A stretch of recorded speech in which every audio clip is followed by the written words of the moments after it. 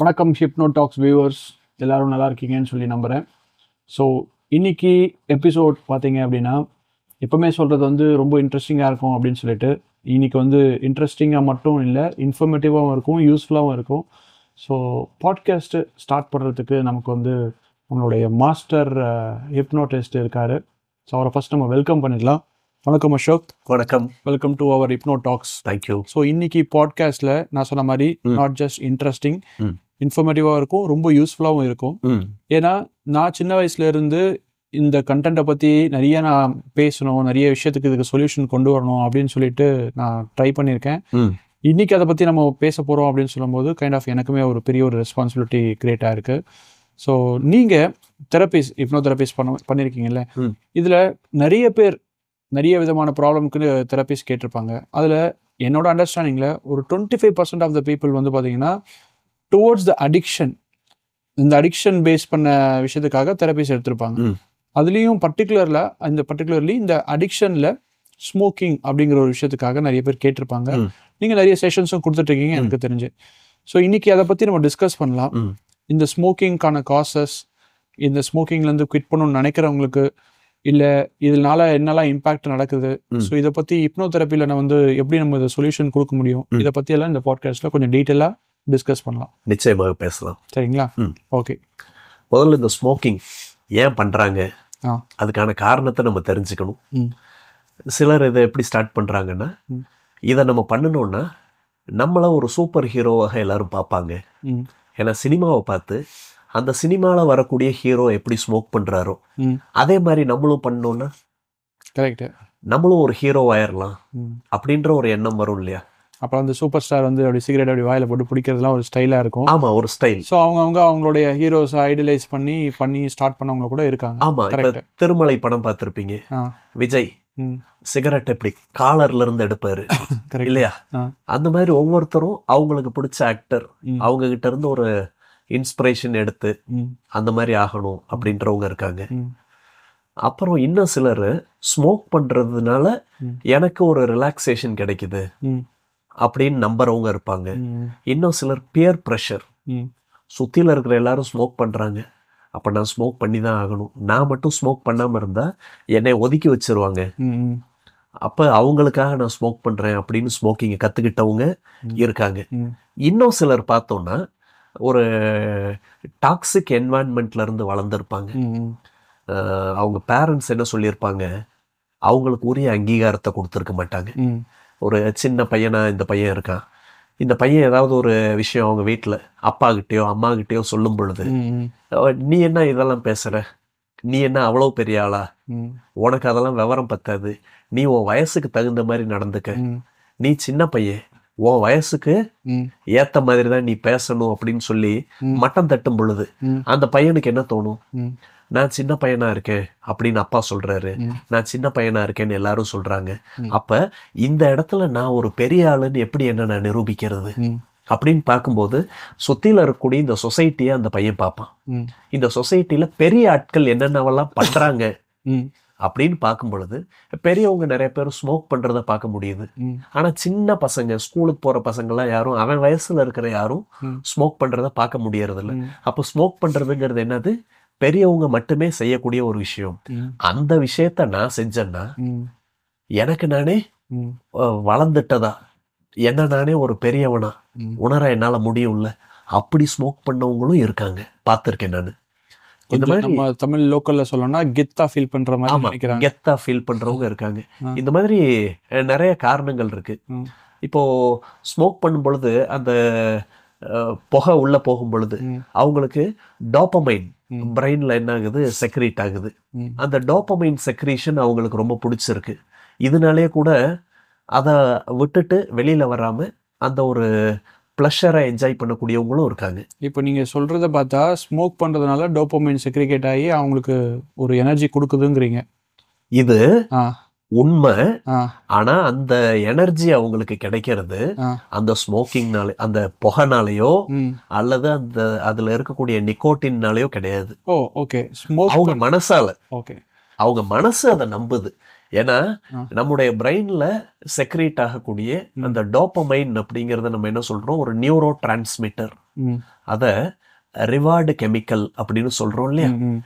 நமக்கு ஒரு அப்ரிசியேஷன் கிடைக்கும் பொழுதோ, நம்மளை யாராவது பாராட்டி பேசும்போதா இருக்கலாம், அல்லது நமக்கு வந்து ஒரு பெரிய ஒரு அவார்டு கிடைச்சிருக்கலாம், அல்லது உங்களுக்கு ஒரு சம்பள உயர்வு கிடைச்சிருக்கலாம், ஓகே, அல்லது நீங்களே ஏதாவது ஒரு கஷ்டமான வேலை ஒண்ணு டார்கெட்டாக உங்களுக்கு நீங்களே செட் பண்ணிக்கிட்டு அந்த முடியாத டார்கெட்டை நீங்களே முடிச்சு காமிச்சிருக்கலாம், ஒரு ஹார்ட் ஒர்க் பண்ணியிருக்கலாம். அல்லது ஜிம்முக்கு போய் நான் டெய்லி 1 மணி நேரம் ரெகுலரா எக்ஸசைஸ் பண்ணுவேன், மசில் பில்டு பண்ணுவேன் அப்படின்னு ஒரு டார்கெட் வச்சிருக்கலாம். அதையெல்லாம் நீங்க செய்யும் பொழுது உங்களுக்கு பிரெயின்ல டோபமைன் அப்படிங்கிறது கிடைக்குது. அந்த டோபமைன் உங்களை ரொம்ப பாசிட்டிவா ஃபீல் பண்ண வைக்குது, உங்களை நல்லா கான்ஃபிடென்ட்டா ஃபீல் பண்ண வைக்குது. அந்த டோபமைன் இவங்களுக்கு இங்கேயே கிடைக்குது. ஒரு சிகரெட்டை ஸ்மோக் பண்ணாலே நான் நல்லா ஃபீல் பண்றேனே அப்படின்னு அவங்க மனசு நினைக்கும் பொழுது டோபமைன் அவங்களுக்கு உடனே என்ன பண்ணிருது, செக்ரேட் ஆயிருது. இப்போ இதனால என்ன ஆபத்து அப்படின்னு பார்த்தோம்னா, எனக்கு இந்த ஸ்மோக்கிங்னாலே டோபமைன் கிடைக்குதுன்னா அவங்க டோபமைனுக்காக கஷ்டப்பட வேண்டிய அவசியம் இல்லை இல்லையா. கஷ்டப்பட்டு ஜிம்முக்கு போக வேண்டிய வேலை இல்லை, மசில்ஸ் கெயின் பண்ண வேண்டிய வேலை இல்லை, ஒர்க் அவுட் பண்ண வேண்டிய வேலை இல்லை, டயட் இருக்கணும் அப்படிங்கிற வேலை இல்லை, வாழ்க்கையில் ரொம்ப கஷ்டப்பட்டு உழைக்கணும் முன்னேறணும் அப்படிங்கிற அவசியமும் இருக்காது. ஏன்னா அவ்வளவு கஷ்டப்பட்டு எனக்கு கிடைக்க வேண்டிய டோபமைன் இப்பவே கிடைக்குது, நான் ஏன் அவ்வளோ கஷ்டப்படணும் அப்படிங்கிற மைண்ட் செட்டில் இருக்கும்போது இவங்க ஒரு கட்டத்துக்கு மேலே உழைக்கிறதே நிப்பாட்டுறதுக்கும் வாய்ப்பு இருக்கு. எனக்கு இது போதுமே அப்படின்னு அப்படி யாரோ ஒருத்தர் நினைச்சா பரவாயில்ல.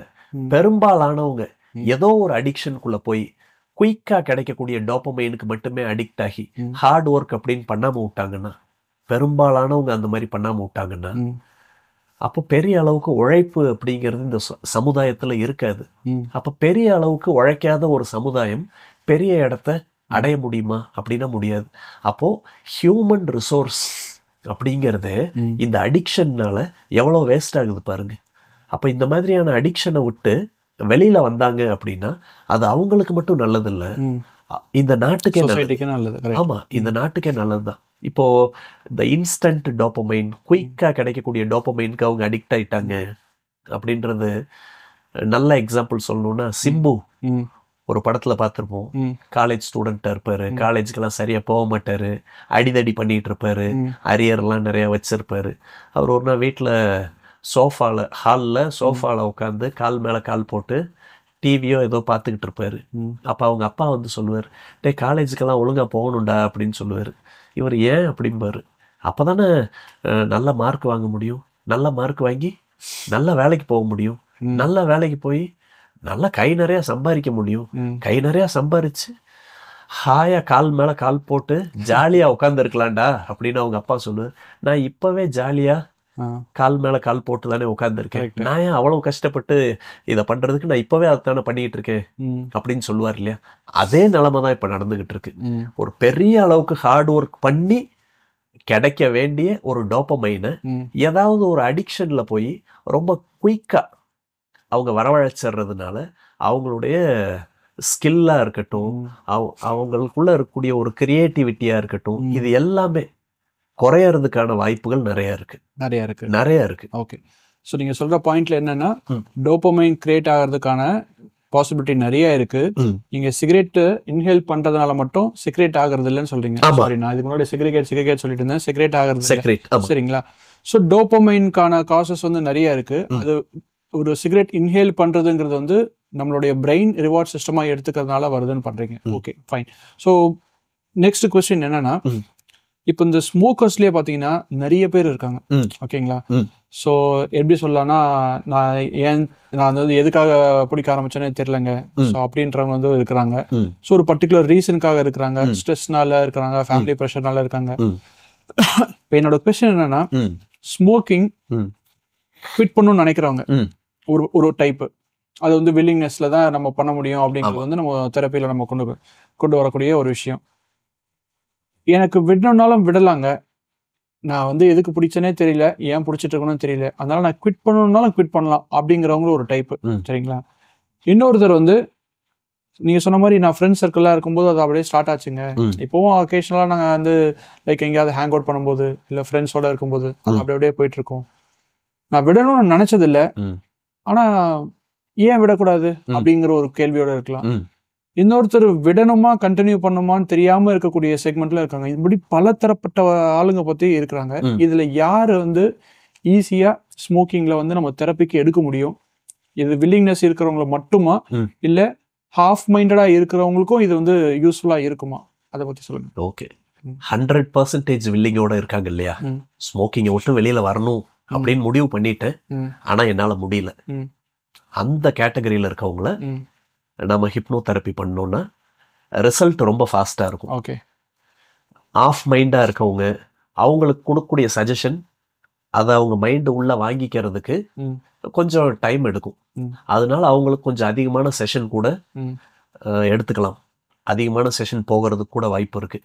ஆனால் முழு வில்லிங்னஸோட யார் இருக்காங்களோ அவங்களுக்கான ரிசல்ட் ரொம்ப வேகமாக கிடைக்கும்.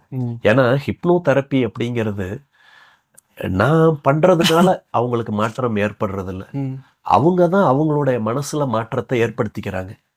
ஏன்னா ஸ்மோக்கிங் அப்படிங்கிறது ஒரு ஹேபிட். அந்த ஹேபிட்டை அவங்களுடைய மைண்ட்ல உருவாக்குனது யாருன்னா அந்த நபர் தான். தொடர்ந்து அதை செஞ்சு செஞ்சு ப்ராக்டிஸ் பண்ணி ஹார்ட் ஒர்க் பண்ணி தான் ஸ்மோக்கிங் அப்படின்ற ஒரு ஹேபிட்டை உருவாக்கி இருக்காங்க. கரெக்டா? அப்போ அதை ரீப்ளேஸ் பண்ணும் விதமாக வேற ஒரு ஹேபிட்டை அவங்க கத்துக்கிட்டு அதை தொடர்ந்து ப்ராக்டிஸ் பண்ணி ஹார்ட் ஒர்க் பண்ணி தான் அந்த ஸ்மோக்கிங்கிறத அவர் மைண்டை விட்டு எடுக்க முடியும். அதுக்கு அந்த நபர் தான் முழுக்க முழுக்க ப்ராக்டிஸ் பண்ண போறாரு, அவர் தான் அவருடைய மைண்டை ட்ரெயின் பண்ணிக்க போறாரு, அதுக்கு நாம ஹெல்ப் பண்ண போறோம். அப்ப அவருடைய வில்லிங்னஸ் தான் இந்த இடத்துல ரொம்ப முக்கியங்கிறதுனால 100% வில்லிங்னஸோட வர்றவங்களுக்கு தான் ரிசல்ட் வேகமாக கிடைக்கும். ஒரு 50% வில்லிங் இருக்கு அப்படின்னா அவங்களுக்கு ரிசல்ட் கிடைக்கிறதுக்கு கொஞ்சம் டைம் கூட எடுத்துக்கும். ஆனா சிலர் வந்து பார்த்தோம்னா எனக்கு ஃபோன் கால்ஸ் எல்லாம் வரும், சார் என் ஹஸ்பண்ட் ஸ்மோக் பண்றாரு, அவரை ஸ்மோக்கிங்ல இருந்து வெளியில கொண்டு வர முடியுமா அப்படின்னு கேட்பாங்க. அப்போ நான் கேட்பேன், அவர் ஸ்மோக்கிங்கை விட்டு வெளியில் வரணும் அப்படின்னு நான் ஆசைப்பட்றேன். ஏன் நான் ஆசைப்பட்றேன்? அவருக்கு தெரப்பி பண்ணுறோம், ஸ்மோக்கிங்கை விட்டு வெளியில் வர்றதுக்கு ஹெல்ப் பண்ணுறோம் அப்படின்னா எனக்கு பணம் கிடைக்கும்ல. ஒரு ஹிப்னோ தெரப்பிஸ்டாக நான் அதுக்காக தானே வேலை செய்கிறேன் இல்லையா? அப்போ அவர் ஸ்மோக்கிங்கை விட்டு வெளியில் வரணும்னு நான் ஆசைப்பட்றேன். அவர் உங்கள் குடும்ப தலைவர், உங்கள் ஹஸ்பண்ட், அவர் ஸ்மோக்கிங்கை விட்டு வெளியில் வந்தால் ஹெல்த்தியாக இருப்பார், நல்லா இருப்பார், உங்களுக்கு பெனிஃபிட், நீங்களும் ஆசைப்படுறீங்க. இதே மாதிரி அவர் ஆசைப்படுறாரா அப்படின்றது தான் நான் கேட்பேன். அவருக்கு ஆசை இருக்கு அப்படின்னா அவங்கள தெரப்பிக்கு கவுன்சிலிங் செஷன் வச்சுட்டு தெரப்பிக்கு கொண்டு போகலாம். இல்லைங்க அவருக்கு ஆசையே இல்லை, அவர் ஸ்மோக்கிங்கை விட்டு வெளியிலேயே வரமாட்டேன்னு அடம் பிடிக்கிறாரு அப்படின்னா நிச்சயமாக நம்ம ஒன்றும் பண்ண முடியாது. ஏன்னா இது ஒன்றும் மேஜிக் கிடையாது இல்லையா? நாம ஒன்றும் அவங்களுக்கு மருந்தோ மாத்திரையோ கொடுக்கறது கிடையாது, நம்ம மெடிக்கல் பர்சனும் கிடையாது, டாக்டரும் கிடையாது. அப்போ முழுக்க முழுக்க அவங்க மனசோட பேசி அவங்களுடைய மனநிலையில ஒரு மாற்றத்தை தான் நம்ம கொண்டு வர்றோம். அப்போ அவங்களுடைய வில்லிங்னஸ் அப்படிங்கிறது ரொம்ப ரொம்ப முக்கியம். அது மட்டும் இல்ல, அடிக்ஷன் அப்படிங்கிறது ஒரு நெகட்டிவ் வேர்டு கிடையாது. அப்படியா? ஆமா. ஓகே, நீங்க சொல்றது வந்து இப்போ அடிக்ஷன் வந்து பார்த்தீங்கன்னா நிறைய ட்ரக்ஸுக்கு அடிக்ட் ஆயிருக்காங்க, ஸ்மோக்கிங் அடிக்ட் ஆயிருக்காங்க, ட்ரிங்கிங் அடிக்ட் ஆகிறான்னு சொல்லுவாங்க. எப்படி அது நெகட்டிவ் இல்லைன்னு நீங்கள் சொல்லுவீங்க? அடிக்ஷன்ங்கிற வார்த்தை நெகட்டிவ் கிடையாது. அடிக்ஷன் கூட என்ன எமோஷன் சேர்க்கிறோமோ அப்போதான் அந்த வார்த்தையினுடைய மீனிங் மாறுது. கரெக்ட். இப்போ உங்களுக்கு நீங்கள் பண்ணுற வேலை உங்களுக்கு ரொம்ப பிடிக்கும், அருண் த மென்டலிஸ்ட்னு நீங்கள் இன்னைக்கு ஒரு பிராண்டாக இருக்கீங்க, உங்களுக்கு மென்டலிசம் பண்ணுறது பிடிக்கும். கரெக்டா? ஆமாம். யூ ஆர் அடிக்டட் டு மென்டலிசம்னு நான் சொல்கிறேன். இப்போ அடிக்ஷன் கெட்ட வார்த்தையா? கரெக்ட் இல்லை. ஓகே, இப்போ உங்களுக்கு உங்கள் ஃபேமிலின்னா ரொம்ப பிடிக்குமா? பிடிக்கும். You are addicted to your family அப்படின்னு நான் சொல்கிறேன். நல்ல விஷயம்தான். நல்ல விஷயம்தான். ஏன்னா உங்களுக்கு பிடிச்ச அந்த மென்டலிசம் அந்த எமோஷனை அடிக்ஷனோட சேர்க்கணும். உங்களுக்கு பிடிச்ச ஃபேமிலின்ற எமோஷனை அடிக்ஷன் கூட சேர்க்கணும். இப்போ அடிக்ஷன் நல்ல வார்த்தையாக மாறிடுது. கரெக்ட்.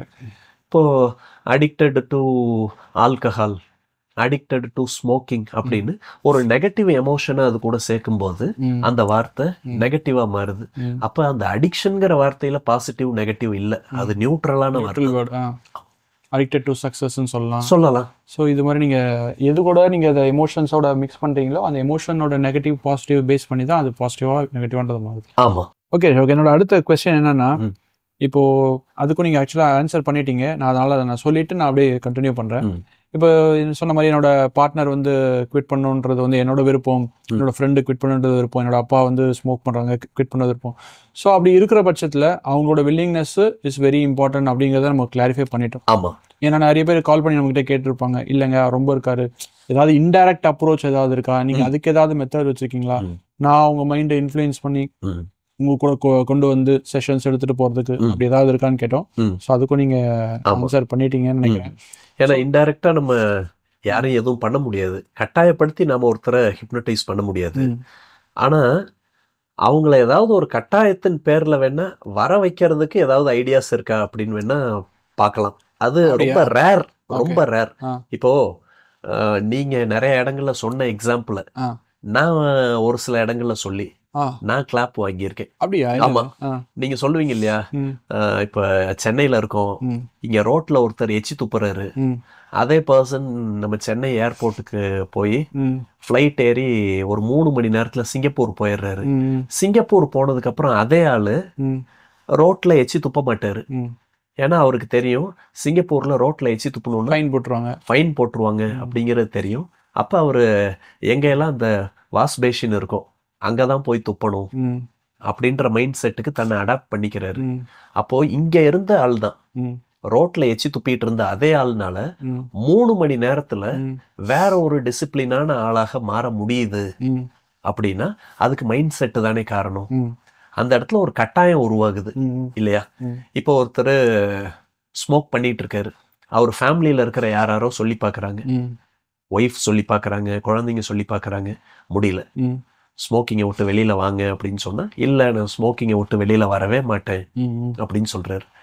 இப்போ ஒரு ஹிப்னோ தெரபிஸ்டா நானும் அவரை கட்டாயப்படுத்தி கூப்பிட்டு வர முடியாது. வேணால் அவருக்கு இப்ப பார்த்துக்கிட்டு இருக்கக்கூடிய வேலை ரொம்ப முக்கியமான வேலை, அதுல இருந்து அவருக்கு நிறைய சம்பளம் வந்துகிட்டு இருக்கு. இப்ப இந்த வேலை போச்சுன்னா அவருக்கு லைஃப் வேற மாதிரி ஆயிரும். அதனால அவங்க கம்பெனில அவர் வேலை பார்க்கக்கூடிய கம்பெனில இருக்கக்கூடிய பாஸ் கிட்ட போய் வேணா சொல்லலாம், அவங்க ஃபேமிலி மெம்பர்ஸ் சொல்லலாம்.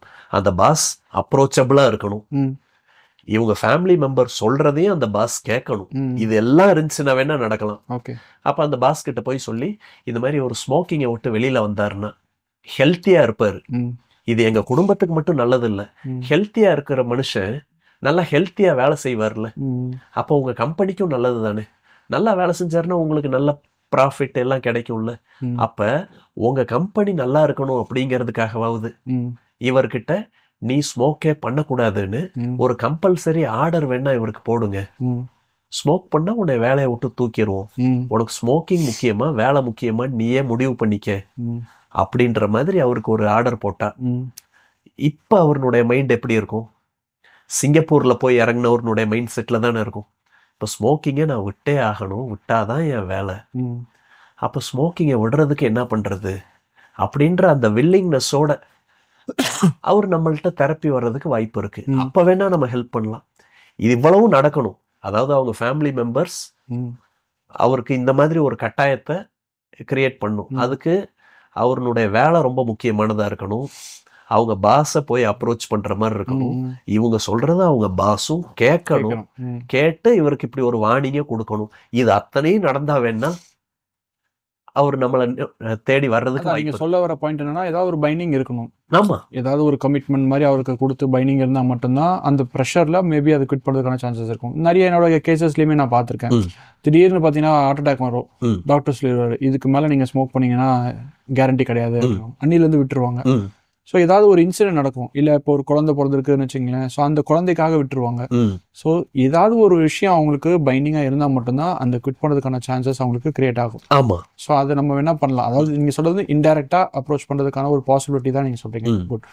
இன்னொரு கொஸ்டின் எனக்கு கேட்கணும் அசோக். இப்போ நிறைய பேர் வந்து ஒரு மித்தில் இருக்காங்க, என்னென்னா நம்ம ஸ்மோக் பண்ணுறோன்னு சொல்லிட்டாங்கன்னா வீட்டில் கூப்பிட்டு போயிட்டு இந்த டி அடிக்ஷன் சென்டர்னு வச்சுருவாங்க. அதாவது எப்படின்னா அவங்களுடைய தாட் ப்ராசஸில் இந்த டி அடிக்ஷன் சென்டர்ன்றது வந்து ஒரு டார்க் ரூமாக இருக்கும்.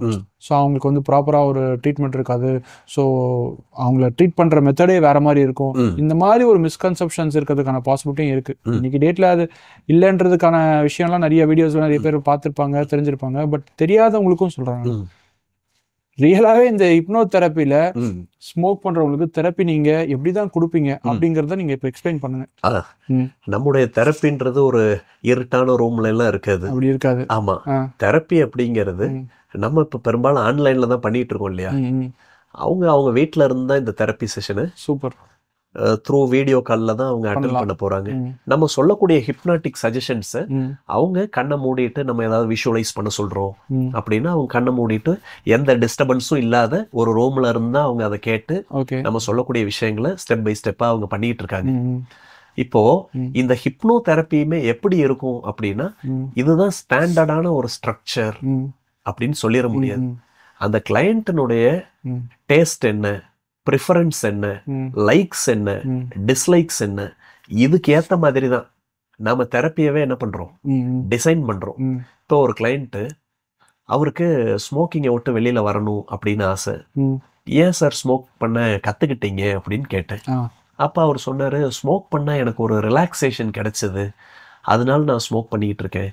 இப்போ அது ரிலாக்ஸேஷன் வந்து அந்த சிகரெட்னால கிடைக்கல, அந்த சிகரெட்னால எனக்கு ரிலாக்ஸேஷன் கிடைக்குதுன்னு நான் நம்பினேன். அப்படி ஒரு ரிலாக்ஸேஷன் கிடைச்சது, ஆனால் அது என் ஹெல்த்தை ரொம்ப பாதிக்குது அப்படிங்கிறதுனால அதை விட்டு நான் வெளியில் வரணும் அப்படின்னு நினைக்கிறேன் அப்படின்னு. இப்போ நான் அவர்கிட்ட கேட்ட கேள்வி, உங்களுக்கு ரிலாக்ஸேஷன் தானே வேணும், ஸ்மோக்கிங் மூலமா வரக்கூடிய ரிலாக்ஸேஷன் தான் வேணுமா, அல்லது அந்த ரிலாக்ஸேஷன் வேற ஏதாவது சோர்ஸ்ல இருந்து வந்தாலும் ஓகே தானா அப்படின்னு கேட்டு, வேற சோர்ஸ்ல இருந்து வந்தாலும் எனக்கு ஓகே தான், எனக்கு ரிலாக்ஸேஷன் தான் பிரதானம் அப்படின்னு சொன்னார். சரிங்க, இப்போ உங்களுக்கு சினிமா பிடிக்குமா அப்படின்னு. பிடிக்கும் அப்படின்னாரு. மியூசிக்னா பிடிக்குமா அப்படின்னு கேட்டேன். பிடிக்கும் அப்படின்னாரு. உங்களுக்கு பிடிச்ச சிங்கர் யாரு அப்படின்னு கேட்டாரு. யாரு அப்படின்னு நான் கேட்டேன். அவர் சொன்னது அனுராதா ஸ்ரீராம் அப்படின்னு சொன்னார். சூப்பர். அனுராதா ஸ்ரீராம் நம்ம படிச்ச காலத்துல இருந்தே அவங்க சிங்கராக இருக்கிறதுனால ஓரளவுக்கு அவங்க என்னென்ன பாட்டெல்லாம் பாடியிருக்காங்க அப்படிங்கிறது எனக்கு தெரியும். ஓகே. இப்ப எனக்கும் சினிமாவுக்கும் அந்த அளவுக்கு ஒரு பெரிய கனெக்ஷன் இல்லை. இப்ப லேட்டஸ்டா யாராவது ஒரு சிங்கர் பேர் சொல்லியிருந்தா அவர் என்னென்ன பாட்டு பாடியிருக்காருலாம் எனக்கு சுத்தமா தெரியாது. நல்ல வேளையாக அவர் அனுராதா ஸ்ரீராமனுடைய பேர் சொன்னார். நான் உடனே அவருக்கு என்ன சொன்னேன் அப்படின்னா, மின்சார கனவு படத்துல ஒரு பாட்டு அனுராதா ஸ்ரீராம் பாடியிருப்பாங்க, ஒரு மெலோடி. அன்பென்ற மழையிலே அகிலங்கள் நனையவே அதிரூபன் தோன்றினாரே, அந்த பாட்டு கேட்டிருக்கீங்களா அப்படின்னு அவர்கிட்ட கேட்டு. கேட்டிருக்கேன், நல்ல மெலோடியஸான சாங் தானே அது அப்படின்னு. ஆமா அப்படின்னாரு. ரொம்ப ரிலாக்ஸா இருக்கும்ல அந்த பாட்டு அப்படின்னு. ஆமா அப்படின்னாரு. அந்த பாட்டு ஒரு 3 நிமிஷம் ஓடும், அதை நீங்க ஒரே ஒரு தடவை மட்டும் கேட்டு பார்த்தாலே அதுல கிடைக்கக்கூடிய ரிலாக்ஸேஷன் ஒரு 100 சிகரெட்டை ஸ்மோக் பண்ணா கிடைக்கக்கூடிய ரிலாக்ஸேஷனோட அதிகமா இருக்கும் இல்லையா அப்படின்னு. எங்க ஒரு தடவை அந்த பாட்டை கேளுங்களேன் கண்ணை மூடி அப்படின்னு. அவர் உடனே போனை எடுத்து யூடியூப்ல அந்த பாட்டை காதுல இயர்போன்லாம் மாட்டி கண்ணை மூடி கேட்டு அந்த பாட்டு முடிஞ்சதும் கண்ணை திறந்தாரு. இப்ப சொல்லுங்க உங்களுடைய ரிலாக்ஸேஷன் எவ்வளவு இருக்கு அப்படின்னு.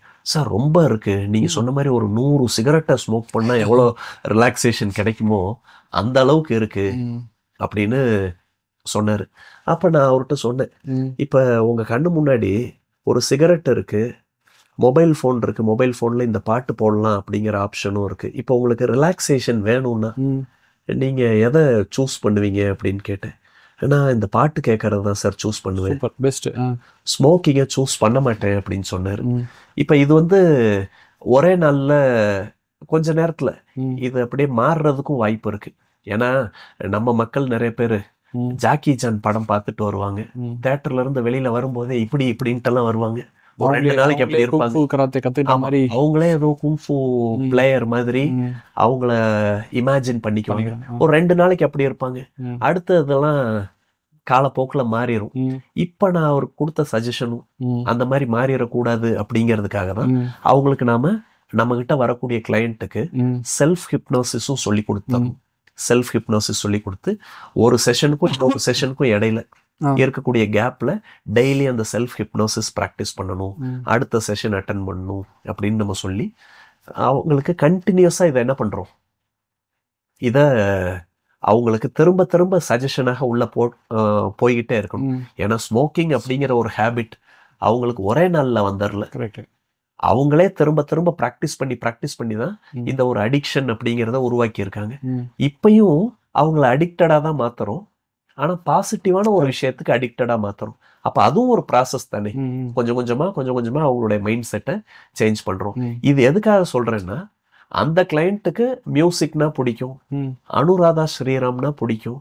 அப்ப அனுராதா ஸ்ரீராம் என்ன மெலோடி பாடியிருக்காங்க, பிளஸ் அவர் ரிலாக்ஸேஷன் தான் எனக்கு முக்கியம் அப்படின்னு சொல்லிட்டு, அப்போ ஒரு மெலோடியான பாட்டை கேட்டா ரிலாக்ஸேஷன் ஏற்படத்தானே செய்யும்.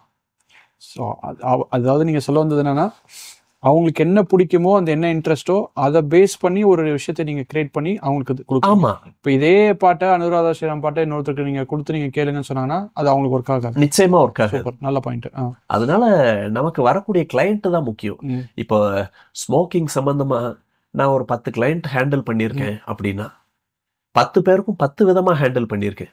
ஏன்னா 10 பேரும் வேற வேற ஆட்கள், ஒவ்வொருத்தருடைய டேஸ்ட் வேற, ஒவ்வொருத்தருடைய ப்ரிஃபரன்ஸ் வேற. அதனால தெரப்பியை பார்த்து யாரும் பயப்பட தேவையில்லை.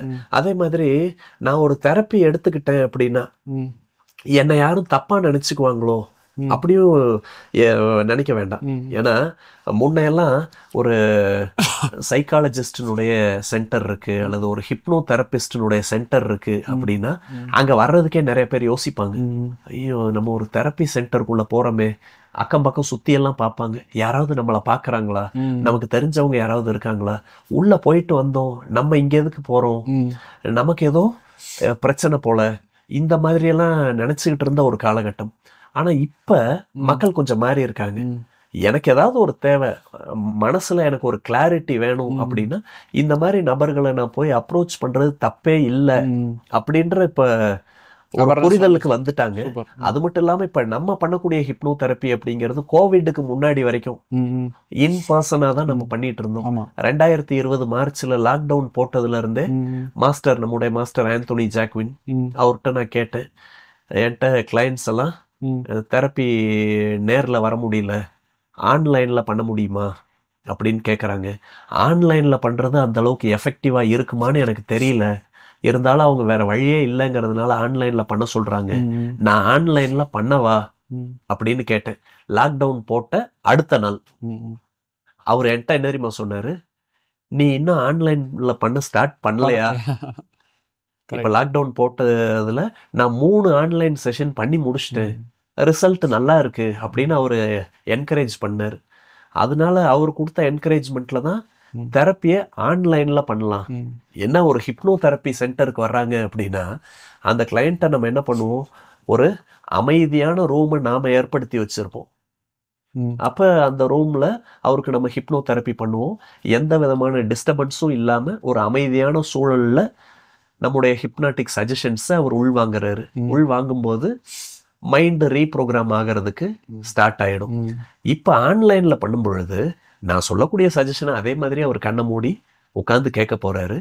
நீங்க உங்க வீட்டுல உட்காரும்போது டிஸ்டர்பன்ஸ் இல்லாத ஒரு ரூம்ல உட்காந்துக்குங்க. இவ்வளவுதான் நம்ம பண்றோம். ஸோ ஆன்லைன்ல பண்றதுக்கும் டைரக்டா பண்றதுக்கும் பெரிய அளவுக்கு டிஃபரன்ஸ் இந்த லாஸ்ட் 5 வருஷத்துல நான் பார்க்கல. பட் இதுல கம்ஃபர்ட் ஜோனும் இருக்கு பாத்தீங்களா. இவங்க டைரக்டா அந்த சென்டருக்கு வரணும்ன்ற அவசியம் இல்ல, அவங்க வீட்லயே இருக்கலாம். விச் இஸ் லைக் பிரைவசியும் இதுவா இருக்கு, சேஃப் அண்ட் செக்யூரா இருக்காங்க.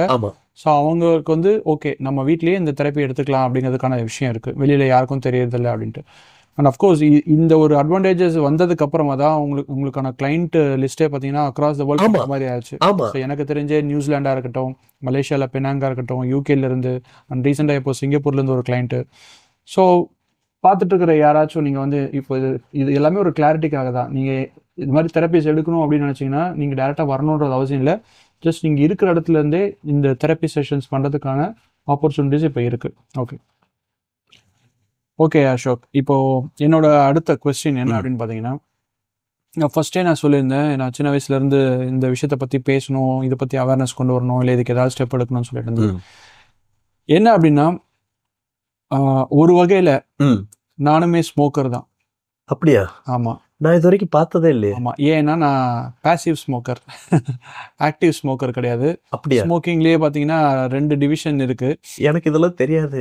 இருக்கா? 2 டிவிஷன் இருக்கா? ஸோ ஆக்டிவ் ஸ்மோக்கர்ன்றது வந்து அஃப்கோர்ஸ் சிகரெட்ஸ் வந்து இன்ஹேல் பண்றவங்க இருப்பாங்க. பாசிவ் ஸ்மோக்கர்ன்றது வந்து அந்த என்விரான்மெண்ட்ல இருக்கிறவங்களுக்கும் அந்த ஸ்மோக்கிங் வந்து அஃபெக்ட் ஆகும். ஓ, அப்படி சொல்ல வர்றீங்களா?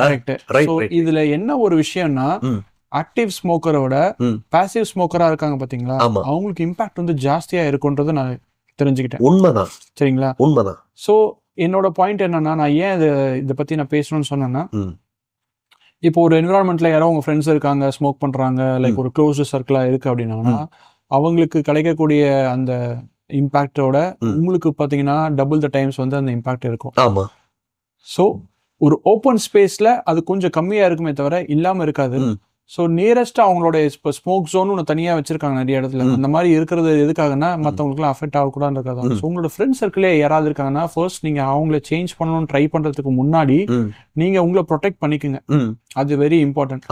நான் இப்போ பாசிவ் ஸ்மோக்கர் கிடையாது, பட் நான் இருந்திருக்கேன். நான் நிறைய என்விரான்மெண்ட்லாம் இருக்கும்போது சில சர்க்கம்ஸ்டன்சஸ்லாம் உங்களுக்கு தெரியும், ஷோஸ்லாம் நம்ம போறோம்னு வச்சுங்களேன். ஸோ கிளைண்ட்ஸோட இருக்கணும் போது அது என்விரான்மெண்ட் வேற மாதிரி இருக்கும். நம்ம வந்து அங்கே இருக்கணுன்ற சுச்சுவேஷனா இருக்கிறதுனால அந்த டைம்ல இருக்கும். பட் லேட்டர் ஆன் நானும் கொஞ்சம் இதை அவாய்ட் பண்ண ஆரம்பிச்சேன். ஸோ இப்போ I think it's okay. But நான் என்ன சொல்றேன்னா, இந்த மாதிரி பாசிவ் ஸ்மோக்கரா இருக்கிறவங்களுக்கும் இம்பாக்ட் ஆயிருக்கும். இல்ல அவங்களும் வந்து இல்லைங்க நான் ஃபோர்ஸ்டா இந்த இடத்துல இருக்கேன், பட் இதுல இருந்து வெளில வரணும், இல்ல எனக்கு ஏதாவது நீங்க ஏதாவது சொல்யூஷன்ஸ் கொடுக்க முடியுமா, இல்ல நான் வீட்லயே நான் ஏதாவது எக்ஸசைஸ் பண்ண முடியுமா, ஏதாவது டெக்னிக்ஸ் இருக்கா அப்படிங்கிறவங்களுக்கு ஏதாவது மெத்தட்ஸ் வச்சிருக்கீங்களா? ஒரு டேக் அவே டெக்னிக்ஸ் மாதிரி ஏதாவது கொடுக்கறதுக்கு? இல்ல, இதை பொறுத்த அளவுக்கு பாசிவ் ஸ்மோக்கரா இருக்கவங்க அவங்க எந்த தப்புமே பண்ணல. கரெக்ட் இல்லையா? கரெக்ட். இப்போ ஆக்டிவ் ஸ்மோக்கர் தான் ஸ்மோக் பண்றாரு. ஸ்மோக் பண்ணும்போது அவர் பக்கத்துல உட்கார்ந்து இருக்காரு, அவரு அந்த புகையை உள்ள இழுக்கிறாங்க. அப்ப அது அவங்களை அஃபெக்ட் பண்ணுது. ஸ்மோக்கே பண்ணல, ஆனா அவங்க அஃபெக்ட் ஆகுறாங்க. இவங்க தானே பாசிவ் ஸ்மோக்கர். இது பாசிவ் ஸ்மோக்கரோட தப்பு கிடையாது. அப்போ ஆக்டிவ் ஸ்மோக்கரோட தப்பு தானே இது. அப்ப என்ன பண்ணலாம்? ஒரே டெக்னிக். ஒண்ணு அந்த ஆக்டிவ் ஸ்மோக்கரா அந்த இடத்துல இருந்து எழுந்திரிச்சு போக சொல்லலாம். எனக்கு இந்த புகை சேராதுங்க, நீங்க ஸ்மோக் பண்ணி நானும் இந்த இடத்துல ஒரு பாசிவ் ஸ்மோக்கர் ஆகி அதனால அஃபெக்ட் ஆகிறதுக்கு விரும்பல.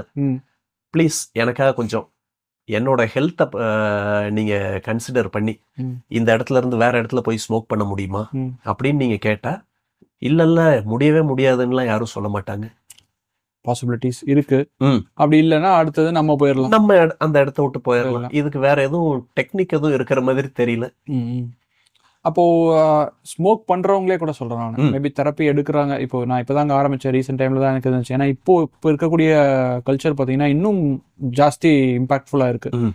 என்னன்னா ஃபர்ஸ்ட்லாம் அந்த லைக் அதாவது வேரியேஷன்ஸ் தான், இயர்ஸ் மாறிட்டே இருக்கிறதுனால பார்த்தீங்கன்னா இந்த பீடியிலிருந்து சிகரெட்லேருந்து இன்னைக்கு பார்த்தீங்கன்னா வேப் அப்படின்னு சொல்லிட்டு ஒரு விஷயம்லாம் வந்துட்டு இருக்கு. அண்ட் யூஎஸ் மாதிரி இருக்கக்கூடிய கண்ட்ரிலெலாம் ஈவன் டீனேஜர்ஸ்லாம் கூட அதுக்கு நான் அஃபெக்ட் ஆகிட்டு இருக்காங்கன்னு சொல்லிட்டு நான் நிறைய ஆர்டிகல்ஸ்லாம் படிச்சிருக்கேன்.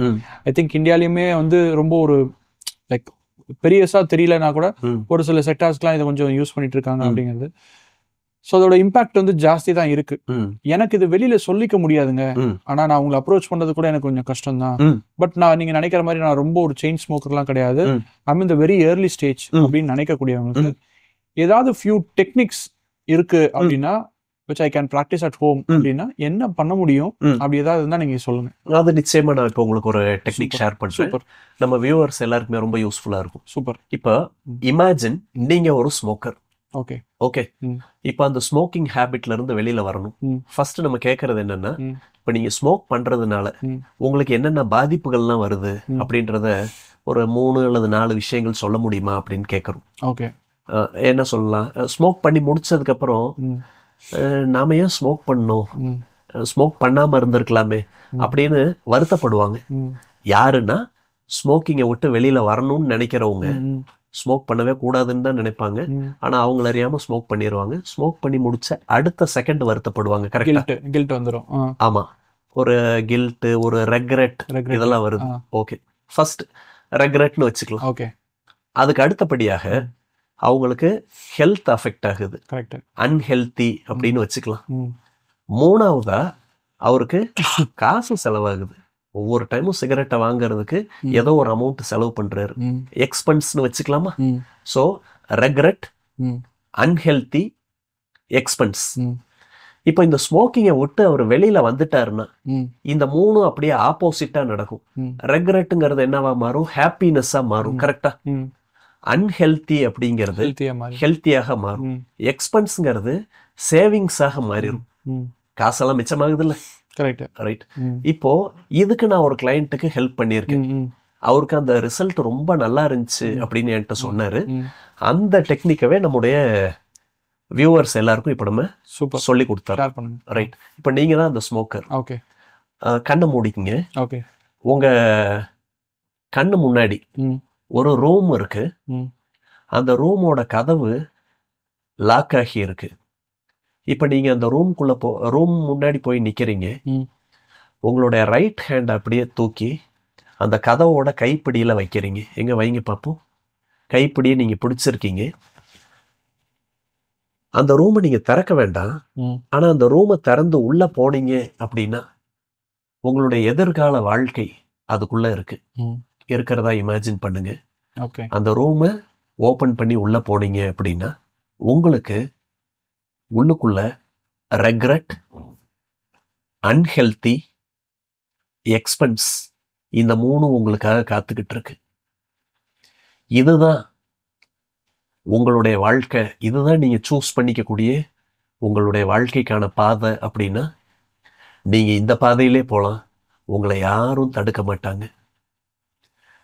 இந்த பாதை உங்களுக்கு பிடிச்சிருக்கு, இந்த பாதையில தான் நீங்க போகணும் அப்படின்னா போகலாம். ஆனா நீங்க அதை விட்டு வெளியில வரணும் அப்படின்னு ஆசைப்பட்டீங்க, அந்த பாதை வேண்டான்னு முடிவு பண்ணிட்டீங்க. அதனால பாருங்க, அந்த டோரை உங்களால ஓபன் பண்ணவே முடியல. அந்த கைப்பிடியை உங்களால லைட்டா கூட திருக முடியல. எங்க அந்த கைப்பிடியை அப்படியே லைட்டா மூவ் பண்ணி அந்த டோரை திறக்கிறதுக்கு நீங்க ட்ரை பண்ணுங்க. உங்களால திறக்க முடியாது. ட்ரை. நான் உங்களை கட்டாயப்படுத்தல. இது உங்களுடைய விருப்பம். உங்களோட விருப்பம்தான். உங்களுக்கு இந்த பாதை வேண்டான்னு நீங்க முடிவு பண்ணிட்டீங்க. ட்ரை பண்ணி பாருங்க. அந்த டோரை திறக்க ட்ரை பண்ணி பாருங்க. உங்க கண்ணு முன்னாடி ஒரு டோர் இருக்கு. அந்த டோர்ல இருக்கக்கூடிய கைப்பிடியில நீங்க கை வச்சிருக்கீங்க. அதை திறக்க ட்ரை பண்ணி பாருங்க. திறந்தீங்க அப்படின்னா உங்களுக்கு கிடைக்க போறது ரெக்ரெட், அன்ஹெல்தி, எக்ஸ்பென்ஸ். இந்த வாழ்க்கை தான். அந்த ரூமை திறந்து நீங்க உள்ள போனீங்கன்னா உங்களுக்கு கிடைக்க போகுது. Very good. நல்ல ஒரு முடிவு எடுத்திருக்கீங்க. அந்த ரூமே வேண்டான்னு நீங்க முடிவு பண்ணியிருக்கீங்க. அந்த வாழ்க்கையே வேண்டான்னு முடிவு பண்ணியிருக்கீங்க. அதனால தான் நீங்கள் என்கிட்ட வந்திருக்கீங்க. ஸோ உங்களுடைய லைஃப்பில் ஃபஸ்ட்டு ஸ்டெப் நீங்கள் எடுத்து வச்சிட்டீங்க. இப்போது அப்படியே கையை கீழே இறக்கிங்க. உங்களுக்கு ஆப்போசிட் சைடில் வேற ஒரு ரூம் இருக்குது. எப்போவுமே நெகட்டிவ்க்கு ஆப்போசிட் பாசிட்டிவ், பாசிட்டிவ்க்கு ஆப்போசிட் நெகட்டிவ்னு சொல்லுவாங்க இல்லையா? இப்போ இந்த நெகட்டிவ் ரூம் இருந்தது. அந்த நெகட்டிவ் ரூமுக்கு ஆப்போசிட்டில் இன்னொரு ரூம் இருக்குது. இன்னொரு ரூம் இருக்கிறத அப்படி இமேஜின் பண்ணுங்க, விஷுவலைஸ் பண்ணுங்க. இப்போ அந்த ரூமும் கதவு பூட்டப்பட்டு தான் இருக்கு. இப்போ அந்த ரூம் கிட்ட போய் உங்க கையை எடுத்து அந்த ரூமோட கைப்பிடியில் வைங்க. இப்போ நீங்க அந்த ரூமை பிடிச்சிருக்கீங்க. அந்த ரூமோட கைப்பிடியை பிடிச்சிருக்கீங்க. அந்த ரூமை நீங்க ஓப்பன் பண்ணீங்கன்னா உள்ளுக்குள்ள உங்களுக்கு என்னென்ன விஷயங்கள் இருக்கும் அப்படின்னா ஹாப்பினஸ், ஹெல்த், சேவிங்ஸ் இந்த மூணும் இருக்கும். இதுதான் உங்களுடைய வாழ்க்கை. இந்த பாதையில தான் நீங்க போக போறீங்க. இந்த ரூம்குள்ள தான் நீங்க போக போறீங்க அப்படின்னா உங்களால இந்த டோரை ரொம்ப ஈஸியா ஓபன் பண்ண முடியும். எங்க ட்ரை பண்ணுங்க. Try try try. சூப்பர். அப்படியே அந்த ரூம்குள்ள போறதா நீங்க இமேஜின் பண்ணுங்க. அப்படியே கண்ணை தரங்க. இந்த எக்ஸசைஸ் அந்த பர்சனுக்கு நான் சொல்லி கொடுத்தேன். சூப்பர். ஒவ்வொரு டைமும் ஸ்மோக் பண்ண போறதுக்கு முன்னாடி உங்க பாக்கெட்ல நீங்க சிகரெட்டை வச்சுக்கோங்க. பாக்கெட்ல தீப்பெட்டியோ லைட்டரோ என்ன வேணாலும் வச்சுக்கோங்க.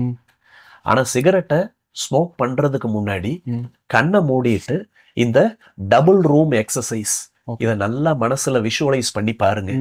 பார்த்துட்டு நீங்க ஸ்மோக் பண்ணுங்க அப்படின்னு நான் சொன்னேன். அவரு ஒரு பாக்கெட் சிகரெட் வச்சிருந்தாரு. அந்த ஒரு பாக்கெட் சிகரெட்டை 15 நாள் அப்படியே தான் வச்சிருந்தார். சூப்பர். 15 நாள் அப்படியே தான் வச்சிருந்தாரு. அந்த ஒரு பாக்கெட் சிகரெட்ல இருந்து ஒரு சிகரெட் கூட குறையல. எப்ப எல்லாம் ஸ்மோக் பண்ணணும் அப்படின்ற எண்ணம் வருதோ அப்ப இந்த டபுள் ரூம் டெக்னிக் இதை ஃபாலோ பண்ணுங்க அப்படின்னு தான் சொன்னேன். ஏன்னா இதுல வந்து அவங்களால திறக்க முடியாது. அவங்க நினைச்சா இந்த எப்படி நீங்க செகண்ட் ரூமை ஈஸியா திறந்தீங்க, ஃபர்ஸ்ட் ரூமை உங்களால திறக்க முடியல. ஏன் திறக்க முடியல? நான் எதுவும் உங்க கையை கட்டி போட்டு வச்சிருந்தேன்னா? கிடையாது. அவங்களோட மைண்ட் செட். ஏன்னா அவங்க தானே விரும்புறாங்க, இந்த ரூம்குள்ள நான் போனேன்னா எனக்கு ரெக்ரெட், அன்ஹெல்தி, எக்ஸ்பென்சஸ், இந்த 3 இருக்கு, இது எனக்கு வேண்டான்ட்டு தானே நான் இவர்கிட்ட வந்திருக்கேன். அப்ப நான் எப்படி இந்த ரூம்னுடைய கதவை திறப்பேன்ட்டு அவங்களுடைய கையை ஆட்டோமேட்டிக்கா அந்த எக்ஸசைஸை பண்ணும்போது டைட் ஆயிருது. ஆனா இந்த ஆப்போசிட் ரூமை திறக்கும் போது ஈஸியா திறந்துடுறாங்க. இந்த டெக்னிக்கை பண்ணி முடிச்சதுக்கு அப்புறம் மைண்ட்ல அந்த ஸ்மோக்கிங்கை விட்டு வெளியில வந்துட்டா எனக்கு ஒரு ஹாப்பினஸ் கிடைக்குது இல்ல, நான் ஹெல்த்தியா இருப்பேன்ல, பணமும் சேவ் ஆகும்ல, இந்த மோட்டிவேஷன் தான் அவங்க மைண்ட்ல அப்போதைக்கு இருக்கும். அந்த மோட்டிவேஷன் இருக்கும்போது அவங்களால ஸ்மோக் பண்ண முடிய மாட்டேங்குது. அடுத்து ஒரு 1/2 மணி நேரம் கழிச்சு திரும்ப ஸ்மோக் பண்ணணும்னு தோணுதா, அப்பயும் இந்த டபுள் ரூம் டெக்னிக்கை ஃபாலோ பண்ணுங்க. ஒரு மோட்டிவேஷனை எடுத்துக்குங்க. அந்த மோட்டிவேஷன் இருக்கும்போது உங்களால ஸ்மோக் பண்ண முடியல. அவர் 15 நாளா அந்த சிகரெட் பாக்கெட்லேயே தான் வச்சிருந்தாரு. அதுக்கப்புறம் 15 நாள் கழிச்சு அதை தூக்கி போட்டாரு. இனி எனக்கு ஸ்மோக் பண்ற எண்ணம் வராது. ஏன்னா 15 நாள் எங்க வந்துருமோ அப்படின்னு நானும் நினைச்சுக்கிட்டே இருந்தேன். வரும்போதெல்லாம் இந்த டபுள் ரூம் டெக்னிக் அப்ளை பண்ணேன் அப்படின்னு சொன்னாரு. இது அந்த கிளையண்ட்டுக்கு நான் அப்ளை பண்ணது. இது நம்ம வியூவர்ஸுக்கு யாராவது ஒருத்தர் இப்பதான் இனிஷியல் ஸ்டேஜ்ல இருக்காங்கன்னா அவங்க இந்த டெக்னிக்கை தாராளமா ஃபாலோ பண்ணலாம். அல்லது இந்த ஸ்மோக்கிங்குள்ள ரொம்ப உள்ள போயிட்டாங்க அப்படின்னா அவங்களுக்கு தெரப்பி தான் ரொம்ப தேவையானதாக இருக்கும். ஆனா தெரப்பியை பொறுத்த அளவுக்கு ஒருத்தர் சிகரெட் ஸ்மோக் பண்ணி அந்த நிக்கோட்டின் உள்ள போய் லங்ஸ் எல்லாத்தையும் டேமேஜ் பண்ணியிருக்கும். அந்த லங்ஸ்னுடைய ஹெல்த்தை நம்மளால ரெக்கவர் பண்ணிட முடியுமா அப்படின்னா முடியாது. ஏன்னா ஹிப்னோ தெரப்பியை பொறுத்தளவுக்கு உடம்பு சம்பந்தப்பட்ட எந்த பிரச்சனையும் நம்மளால சரி செய்ய முடியாது. மனசு சம்பந்தப்பட்ட மனசுல மாற்றத்தை தான் நம்மளால ஏற்படுத்த முடியும். அதனால இனிமே ஸ்மோக் பண்ணாம இருக்கிறதுக்கு ஹெல்ப் பண்ணலாம். அவங்க மனசு வச்சா ஹெல்த்தை திரும்ப ரெக்கவர் பண்ணி கொடுக்க முடியும். டிஃப்ரெண்ட் செக்மெண்ட் ஹீலிங் பார்ட்ன்றது வந்து டோட்டலா டிஃப்ரெண்டா இருக்கும். ஸோ இப்போ நீங்கள் சொன்ன அந்த செல்ஃப் ஹிப்னோசிஸ் டெக்னிக் வந்து டேக் அவே எடுத்துட்டு தாராளமாக அதை ஃபாலோ பண்ணலாம் நினைக்கிறேன். இதை யார் வேணாலும் ஃபாலோ பண்ணலாம். ஏன் அப்படின்னா இதில் எந்த விதமான சைடு எஃபெக்ட்டுமே கிடையாது. ஓகே, இது ஒரு இமேஜினேஷன் டெக்னிக். நம்முடைய இமேஜினேஷனுக்கு அந்த அளவுக்கு ஒரு பவர் இருக்கு. அதை யார் வேணாலும் தாராளமாக யூஸ் பண்ணலாம். எனக்கு ஒரு இன்ட்ரெஸ்டிங்கான ஒரு தாட்டு என்னன்னா, மூவிலலாம் பார்த்தீங்க அப்படின்னா, ஐ மீன் லைக் ஒரு ஃபன்னி தாட்னு சொல்லலாம், இல்லை ஒரு வியர்ட் தாட் கூட சொல்லலாம்னு வச்சுக்கோங்களேன். மூவியில் பார்த்தீங்கன்னா எப்பவுமே ஸ்டார்டிங்கில் போடுவாங்க like smoking is injurious to health, புகைப்பிடிப்பது உடல் நலத்துக்கு கேடு அப்படின்ட்டு. இது வந்து ஹெல்த் அட்வைசர்லேருந்து போட்டிருப்பாங்க. ஒரு சீரியஸான மெசேஜ் தான், சரிங்களா, எல்லாருக்கும் தேவையான மெசேஜ் தான். அதுக்காக தான் நான் இந்த பாட்காஸ்டும் பண்ணுறோம். பட் இதோட சேர்த்து இந்த வந்து ஸ்மோக்கிங் இன்ஜூரியஸ் டு ஹெல்த்னு சொல்றது மாதிரி இந்த விற்கிறதும் வந்து தப்பு, விற்கவும் கூடாது அப்படிங்கிற ஒரு மெசேஜும் சேர்த்து போட்டா நல்லா இருக்குமேங்கிறது நான் நினைச்சேன். பட் அது வாய்ப்பு இல்லை. ஓகே, பட் பிஸ்னஸா போயிருச்சு. ஆமா, ஓகே. ஸோ கமர்ஷியல் ஆஸ்பெக்ட்ல அது பண்றாங்க. பட் என்ன கேட்டீங்கன்னா I think so it's better to be on the safer side. ஆமா, நிறைய நெகட்டிவ்ல இங்க இருந்துட்டு தான் இருக்கு. ஸோ அதுல இருந்து நம்ம எப்படி வெளில வருதுன்றதுக்கான ஒரு ஆப்பர்ச்சுனிட்டி தான் நம்ம பார்க்கணுமே தவிர ஸோ அங்க நம்ம அஃபெக்ட் பண்ணணும்னு நினைக்கிறதுன்றது வந்து இட்ஸ் நாட் பாசிபிள். எனிவேஸ் பரவாயில்ல, பட் யூஸ்ஃபுல்லா இருந்துச்சு Ashok. Thank you so much. I think நிறைய நம்ம கவர் பண்ணியிருக்கோம்னு நினைக்கிறேன். ஏதாவது மிஸ் பண்ணியிருந்தோம்னா நம்ம ப்ராப்ளி நம்ம இன்னொரு செஷன் கூட இதே மாதிரி நம்ம பேசிக்கலாம். பேஸ்ட் ஆன் த நம்ம பார்க்குற ஆடியன்ஸ்க்கு ஏதாவது டவுட்ஸ் இருக்கு அப்படின்னா அவங்க கமெண்ட் பண்ணுவாங்க, மெசேஜ் பண்ணுவாங்க. அதுல இருந்து கூட நம்ம எடுத்துக்கூட நம்ம will do one more session about smoking. நிச்சயமாக பண்ணிக்கலாம். So thank you so much. Thank you for the wonderful tips. And ஒன்று மறந்துட்டமே, அச்சோ சொல்லிருங்க. கடைசியா நம்ம எப்பவும் சொல்ல வேண்டியது, அது நீங்க சொன்னாதான் கரெக்டா இருக்கும். சொல்லிருங்க. யாரெல்லாம் எஸ்எஸ்எல்சி கம்ப்ளீட் பண்ணலையோ அவங்க உடனே கம்ப்ளீட் பண்ணிருங்க. நாம சொல்லக்கூடிய SSLC subscribe, share, like and comment பண்ணிருங்க. Thank you. So take care. Until then, Arun the mentalist and Ashok. Yeah, thank you. Bye bye.